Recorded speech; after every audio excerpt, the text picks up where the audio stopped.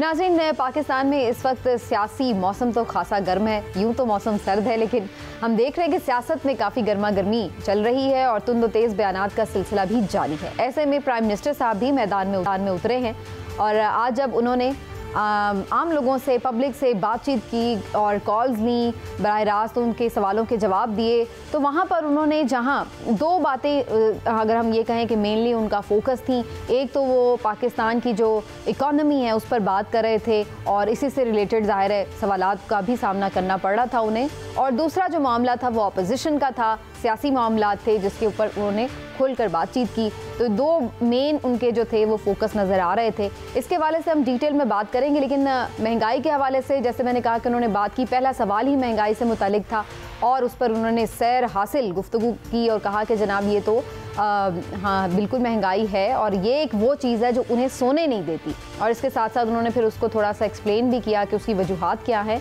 और फिर अपनी कामयाबियां भी गिनवाई कि उन्होंने उसको किस तरह से मेंटेन भी किया और मईशत में और क्या कुछ अच्छा हो रहा है ये भी बताना ज़रूरी है। थोड़ा मीडिया को भी इस पर उन्होंने लताड़ा कि जनाब आप अच्छे तरीके से बताते नहीं हैं, एक्सप्लेन नहीं करते, दोनों साइड की सिचुएशन नहीं बताते।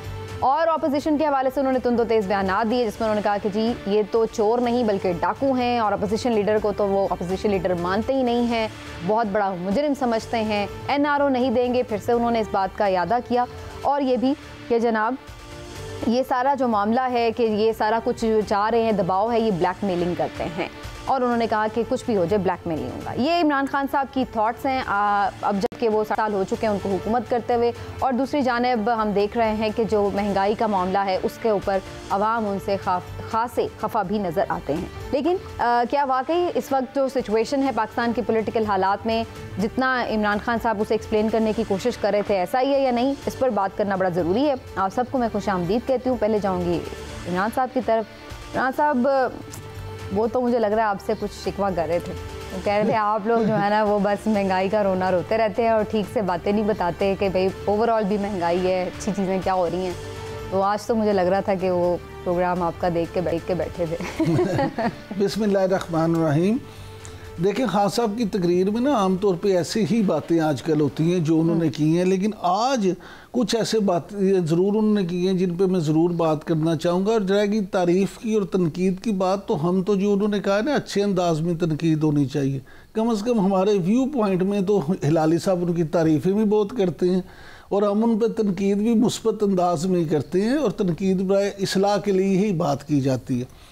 लेकिन आज में सबसे अहम जो बात है वो ये मुझे सोच में पड़ गया उनकी बात सुन के कि वज़ीर आज़म साहब, मेरे हर दिल अजीज़ वज़ीर आज़म जनाब इमरान खान साहब क्यों ये समझते हैं या उन्हें यह क्या खुशफहमी है क्या कि वो उन्होंने सियासत में आके तो पाकिस्तानी कौम पे कोई एहसान किया है।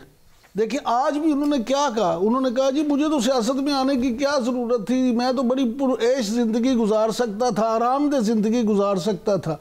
तो हाँ साहब, अगर आपको कोई ज़रूरत ही नहीं थी तो फिर आप क्यों आए सियासत में? माफ़ कीजिएगा, आप भी उसी ज़रूरत के तहत सियासत में आए जिस ज़रूरत के तहत दूसरे सियासतदान आते हैं। आप भी इक़्तिदार में आना चाहते थे, इक़्तिदार लेना चाहते थे। आप अगर ये बात ना होती तो आप इलेक्टेबल्स को कभी भी अपने साथ शामिल ना करते। आप पीपल्स पार्टी से, नून लीग से, दूसरी पार्टियों से वो लोग जो जिनको आज आप बैसाखियाँ करार देते हैं, कभी भी वो बैसाखियाँ ना लेते। इसी तरह से अपने इत्तेहादों की इत्तेहादियों की बैसाखियाँ भी ना पकड़ते। आपने ये सब बैसाखियाँ अपनाई, पकड़ी तो क्यों से? इसलिए कि आप भी इक़्तिदार हासिल करना चाहते थे।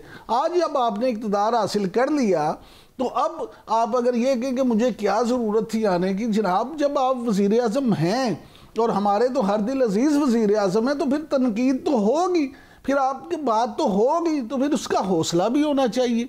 ठीक है, चलें जी, आपको ये लगता है कि ये सबसे इम्पोर्टेंट बात थी। बहरहाल वो ये कहते हैं कि उनका मकसद जो था वो मुल्क की फलाह के लिए आए हैं, वो बेहतर करने के लिए मुल्क को आए हैं। लेकिन हिलाली साहब, महंगाई से उन पर सवाल हुए, उन्होंने एक्सप्लेन किए, बहुत सारी चीज़ें इकॉनमी के ऊपर उन्होंने रिवील की। आपको लगता है कि अच्छे से उन्होंने अपना केस लड़ा और वाकई अंडरस्टैंड करना चाहिए लोगों को जो मुश्किलात हैं जिसका उन्होंने जिक्र किया वो वाकई रियल प्रॉब्लम्स हैं?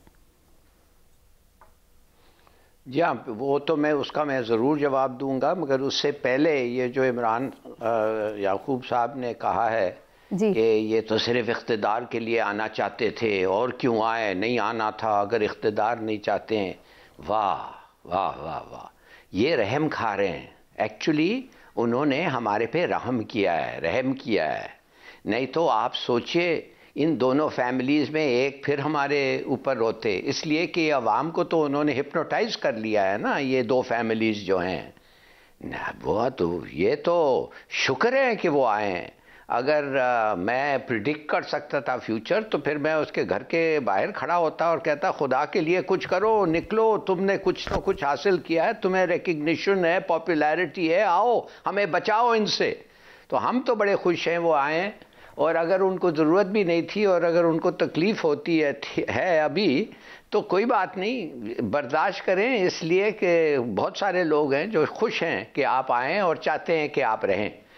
अब आपको मैं बताता हूँ उन्होंने जो कहा, हम क्या कहते रहे हैं, हमने यूसी महंगाई जो है सबको पता है इम्पैक्ट हुआ है महंगाई को। उसने कोई 15 मिनट एक्सप्लेन किया कि सबसे अमीर मुल्कों को महंगाई का क्या इम्पैक्ट हुआ है। अब जब हम कहते हैं कि हर जगह महंगाई इम्पैक्ट हुआ है, हमें कहा जाता है दफा करें दूसरे लोगों को, हमारा महंगाई देखिए, लोग तो अपना ही सोचते हैं अपना। तो फिर अपना अगर आप सोचते हैं तो वर्ल्ड बैंक के थोड़े से फिगर्स पढ़ लें, वर्ल्ड बैंक के थोड़े फिगर्स देख लें कि पॉवर्टी कम हुआ है 5.3% 2020 से 4.8% 2021 में, और 4% होगा 2023 में। कम हो रहा है, वर्ल्ड बैंक कह रहे, वो कोई हमारे लोग नहीं है, वो ये नहीं, वो पीटीआई के लोग नहीं हैं, वो पाकिस्तानी भी नहीं है, बल्कि काफ़ी सारे दुश्मन मुल्कों से। वो कह रहे हैं ये होगा, तुम्हारा महंगाई कम होते जाएगा। तो खुश हो थोड़ा सा, मैं नहीं कहता ज्यादा खुश हो, बल्कि मैं कहता हूं बिल्कुल खुश नहीं हो, ये एक स्टैटिस्टिकल इम्प्रूवमेंट है, मगर है एक कम से कम है। मैं कहता हूं 72 नहीं अगर हुआ है तो उससे ही खुश हो। नहीं, ये तो कंसीड करने के लिए तैयार नहीं है। तो वो क्या कह रहे थे जो आपने कहा आपके इंट्रोडक्शन में, हमारा तकसीम हुआ है, हम लोग ब्लैक एंड व्हाइट में हर चीज देखते हैं, ग्रे में कुछ चीज नहीं होता है। मीडिया डिवाइडेड, पॉलिटिक्स डिवाइडेड, मने के अवाम तकसीम। तो ये एक आपको लगता है मसाइल, ठीक है। चलिए इलाही साहब एक तीसरी राय भी शामिल करते हैं। इस वक्त मोहम्मद मालिक साहब हमारे साथ मौजूद, जो कि सीनियर आइन का पर्सन है, तज्जियाकार है, उनकी भी राय जानते हैं प्राइम मिनिस्टर साहब ने जो गुफ्तगू की है। मालिक साहब सबसे पहले तो मैं आपसे इसी बारे में ही पूछ लेती हूँ, जो उन्होंने मीडिया के हवाले से बात की और फिर जो दीगर उनकी बातें, उन्होंने कहा जी मीडिया मायूसी फैला रहा है और कुछ एंकर्स जो हैं शाम में आकर ऐसे दिखाते हैं कि जैसे सब कुछ जो है वो ख़राब हो गया है, तबाह बर्बाद हो गया है, और आप लोग बहुत मायूसी फैलाते हैं। जो पॉजिटिव चीज़ें वो भी साथ बताया करें अगर तनकीद कर रहे हैं। तो ये आप समझते हैं कि मीडिया की रिपोर्टिंग में इशू है? नहीं, देखें इश्यूज होते भी हैं, नहीं भी होते, लेकिन आप जनरलाइज नहीं कर सकते। देखिए अंग्रेजी में फिक्रा होता है शूट द मैसेंजर। अब ये वही डॉक्ट्राइन है यहाँ पे कि ठीक है जी, जो खबर लेके आ रहा है उसको वो बुरा है क्योंकि वो बुरी खबर सुना रहा है। इशू ये है कि फिर उन्होंने 2-3 बड़ी इंटरेस्टिंग बातें की, अच्छा बोले, करप्शन पे बड़ा अच्छा बोले। मैं उनके उस व्यू पॉइंट से एग्री करता हूँ कि जो लोग इश्तिहारी हों, सब कुछ हों, उनको मीडिया पे क्यों कवरेज हम दें जस्ट बिकॉज पॉलिटिशियन है। अगर कानून से भागा हुआ आदमी है, मैं उस बात से बिल्कुल एग्री करता हूँ। आई डोंट थिंक जो फ्यूजिटिव्स ऑफ लॉ हो उनको नेशनल मीडिया पे जगह मिलनी चाहिए। आए कानून के सामने सरेंडर करें, जितनी मर्जी तकरीरें करें, हम चलाएंगे। उस व्यू पॉइंट से मैं एग्री करता हूँ। लेकिन ये कह देना कि जी कुछ लोग शाम को मायूसी फैलाते हैं, बेहतर था बता देते वो कुछ लोग कौन है।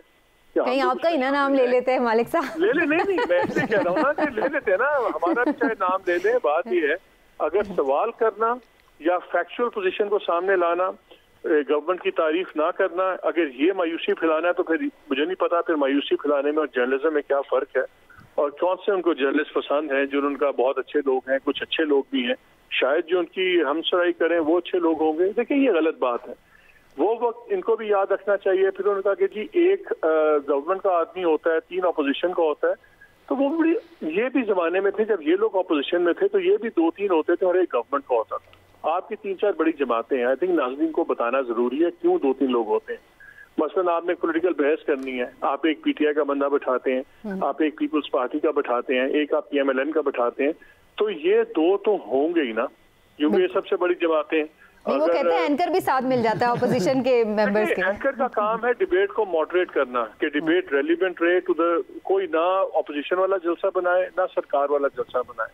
ठीक। और आप देखिएगा हम प्रोग्राम्स में कोशिश होती है कि हमेशा गवर्नमेंट के नुमाइंदों को ज्यादा टाइम मिले, बिकॉज वो 2-3 लोगों के सवाल का जवाब दे रहा होता है। मालिक साहब, ये नहीं हो सकता।